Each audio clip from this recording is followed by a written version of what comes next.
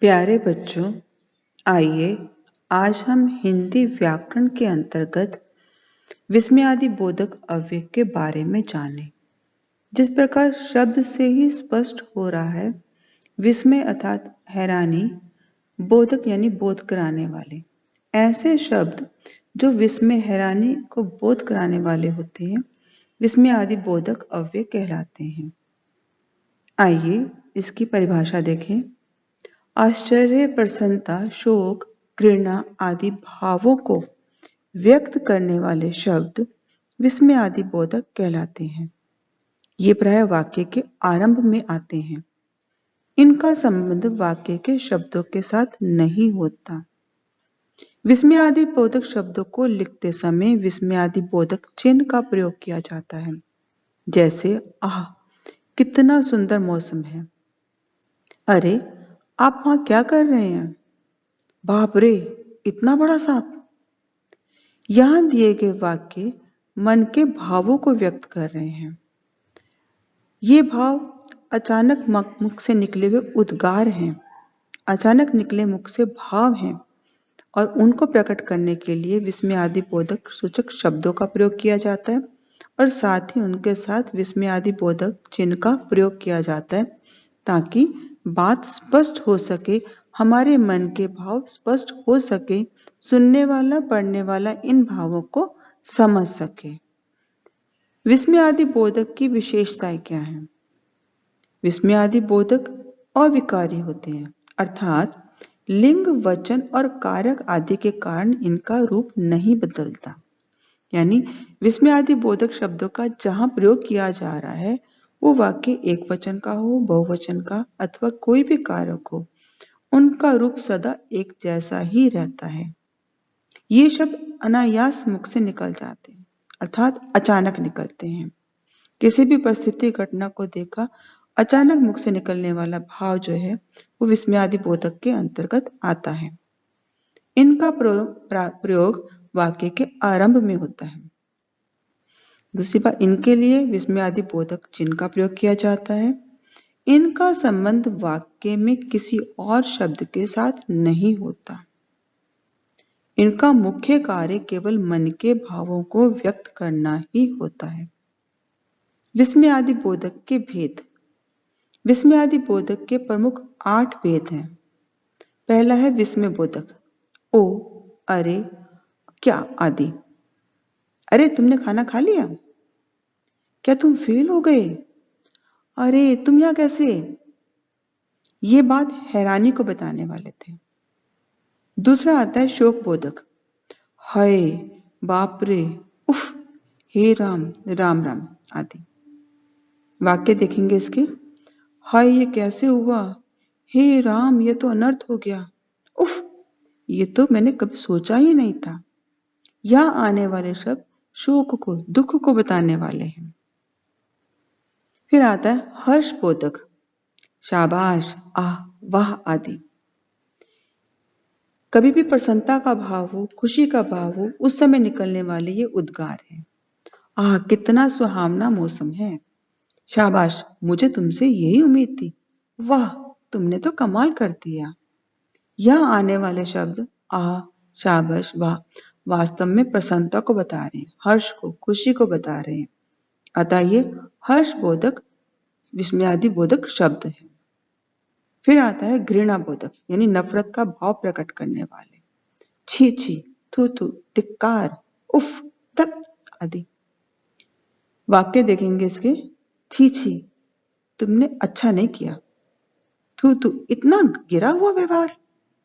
धिक्कार, तुमने तो अपने पिता का नाम मिट्टी में मिला दिया। यहां आने वाले अव्यय शब्द छी छी, थू थू, धिक्कार आदि घृणा को, नफरत को व्यक्त कर रहे थे। अतः ये घृणा बोधक विस्मय आदि बोधक शब्द हैं। फिर आता है स्वीकृति बोधक शब्द। जी हाँ, अच्छा, जरूर, हाँ हाँ आदि। वाक्य देखेंगे इसके। जी हाँ, मैं निश्चित समय पर पहुंच जाऊंगा। जरूर, आप जैसा चाहेंगे वैसा ही होगा। हाँ, मैं ही आपका काम करूंगा। यह आने वाले शब्द जो हैं जी हाँ, जरूर, हाँ आदि ऐसे शब्द हैं जो इस बात का बोध कराने वाले हैं कि हमारा जो भी कथन वाक्य है उसमें हमारी स्वीकृति है, हमारी मंजूरी है, हम उसके समर्थ में बोल रहे हैं। अब आता है चेतावनी बोधक, बच्चों हटो, सावधान आदि। वाक्य देखें ना, हटो पीछे गाय है, सावधान गाड़ी आ रही है, बच्चों आगे गहरा गड्ढा है। यहां दिए गए अव्यय शब्द हटो, सावधान, बच्चों ऐसे अव्यय शब्द हैं जो इस बात को बताने वाले हैं कि हम किसी को सचेत करना चाहते हैं, चेतावनी देना चाहते हैं और इसीलिए इस तरह के भाव हमारे मुख से निकले हैं। फिर आता है संबंध बोधक अव्यय, अरे, ओ, रे, अजी, ए आदि। ये ऐसे संबंध बोधक शब्द हैं जब हम किसी को पुकारते हैं, बुलाते हैं तब प्रयोग किए जाते हैं। हे ईश्वर तू ही पालनहार है। अरे तुम कहाँ जा रहे हो? अजी थोड़ी देर तो रुकिए। यहाँ आने वाले हे ईश्वर, अरे आजी आपसी बातचीत के समय सामने वाले को संबोधित करते हुए कहे जाते हैं। अतः यह संबंध बोधक विस्मय आदि बोधक अव्यय है। फिर आता है आशीर्वाद बोधक अव्यय, दीर्घ आयु हो, जियो, जीते रहो, सुखी रहो। ये ऐसे अव्यय शब्द है जो किसी को आशीर्वाद के देते समय प्रयोग किए जाते हैं। जैसे सुखी रहो, भगवान तुम्हारा भला करे, जीते रहो, भगवान सदैव तुम्हारी रक्षा करें, चिरंजीवी हो यानी बड़ी उम्र वाले हो, दीर्घायु हो, चिरंजीवी हो, एक ही तरह के शब्द हैं। भगवान तुम्हें स्वस्थ रखे। यहाँ आने वाले सारे अव्यय शब्द वास्तव में आशीर्वाद के लिए प्रयोग किए जाने वाले थे, अतः ये आशीर्वाद बोधक अव्यय शब्द हैं। आइए इनके बारे में कुछ खास बातों को जानें। कभी कभी संज्ञा, सर्वनाम, विशेषण, क्रिया आदि वाक्य में विस्मय आदि बोधक अव्यय का काम करते हैं, यानी हर बार ऐसे भाव नहीं है जो अविकारी हैं। कभी कभी संज्ञा, सर्वनाम के शब्द भी विस्मय आदि बोधक के रूप में प्रयोग किए जा सकते हैं। आइए जाने, देखिए ये इनका प्रयोग किस प्रकार से होता है। संज्ञा के रूप में राम राम, बाप रे। ये दोनों शब्द राम राम या बाप संज्ञा शब्द हैं, लेकिन इनका प्रयोग हम वाक्य में कर सकते हैं विस्मय के लिए। राम राम ये तो गजब हो गया। इसी प्रकार सर्वनाम में देखिए, कौन, आप, क्या। ये ऐसे शब्द हैं जो प्रयोग तो सर्वनाम के लिए होते हैं, लेकिन कभी कभी वाक्य के आगे रखकर हम इनका प्रयोग विस्मय आदि बोधक के रूप में भी कर सकते हैं। जैसे कौन, दरवाजा खुला है, भीतर आ जाओ। क्या, कुछ कहा आपने। थे तो प्रश्नवाचक शब्द ये सर्वनाम के थे, लेकिन कौन और क्या आश्चर्य का बोध प्रकट करने वाले बने हुए हैं यहाँ पर, अतः ये विस्मय आदि बोधक कहलाएंगे। इसी प्रकार विशेषण शब्द भी जो है वो विस्मय आदि बोधक के रूप में प्रयोग किए जा सकते हैं। जैसे सुंदर, बहुत अच्छे। वाक्य देखिए जरा इसके, सुंदर, क्या कला का प्रदर्शन किया है, बहुत अच्छा, मुझे तुमसे यही उम्मीद थी। यहाँ प्रयोग किए जाने वाले शब्द सुंदर और बहुत अच्छा वास्तव में विशेषण है, लेकिन वाक्य के आगे रखकर विस्मय आदि बोधक के रूप में प्रयोग किए गए हैं। अब आता है क्रियावाचक। कुछ शब्द क्रिया के हैं जो विस्मय के रूप में प्रयोग किए जा सकते हैं, जैसे चुप, आ गए। वाक्य में इनका प्रयोग देखिए, चुप, कब से बोले जा रहे हो, आ गए, अब जल्दी वापस मत जाना। यहाँ प्रयोग्य क्रिया के शब्द इस समय विस्मय आदि बोधक के स्थान पर प्रयोग किए गए हैं, अतः ये शब्द विस्मय आदि बोधक अव्यय बन गए हैं। वाक्यांश के रूप में देखिए जरा, क्या कहा, मारे गए। यहाँ पर यह वाक्यांश है, क्या कहा अपनी एक बात को प्रकट करने वाले हैं, मारे गए वास्तव में एक वाक्य का अंश है, लेकिन ये भी विस्मय आदि बोधक के रूप में प्रयोग किया जा सकता है। क्या कहा, जरा जोर से बोलना। मारे गए, अब हमें कोई नहीं बचा सकता। ये दोनों वाक्यांश वाक्य के आगे आए हैं, विस्मय आदि बोधक के स्थान पर प्रयोग किए गए हैं, अतः ये विस्मय आदि बोधक का रूप धारण कर चुके हैं। आइए जरा अब अभ्यास कार्य को देखें।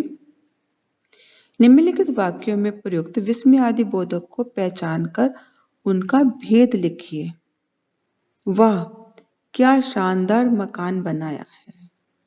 आप वहाँ के बारे में बताएंगे कि वो आश्चर्य को बताने वाला है अथवा शोक को अथवा घृणा को। आप सोच समझ के इनका प्रयोग करेंगे। उसी प्रकार अगला वाक्य देखिए, छी, ये चारों और कागज के टुकड़े किसने बिखेरे हैं? शाबाश, तुमने अपनी कला का प्रदर्शन बहुत अच्छा किया है। जी हाँ, इसे मैं आपके आदेश पर ला सकता हूँ। धिक्कार, चोरी करते तुम्हें शर्म नहीं आई? हे राम, यह तो अनर्थ हो गया।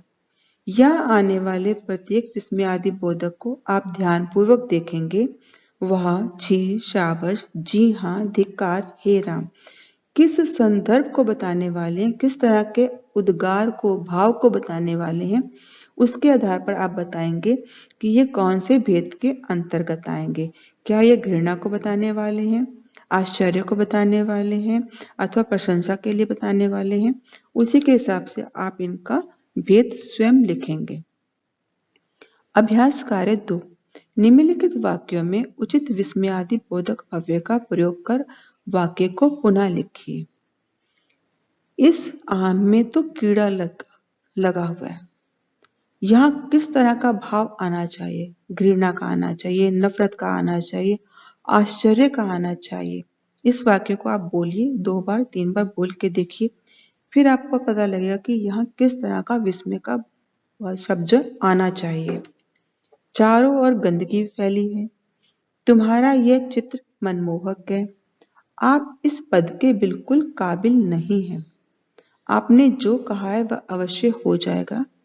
चोरी करते तुम्हें शर्म नहीं आई? इन वाक्यों का प्रयोग करते समय इन वाक्यों को आप 2 या 3 बार ऊंची आवाज में बोलकर देखिए। उसको बोलते समय आपको किस तरह के भाव बोलने चाहिए, आपके मन से उस समय किस तरह का उद्गार निकलेगा, उसी के हिसाब से आप यहाँ विस्मय सूचक शब्दों का प्रयोग करके इनके वाक्य का निर्माण स्वयं करेंगे।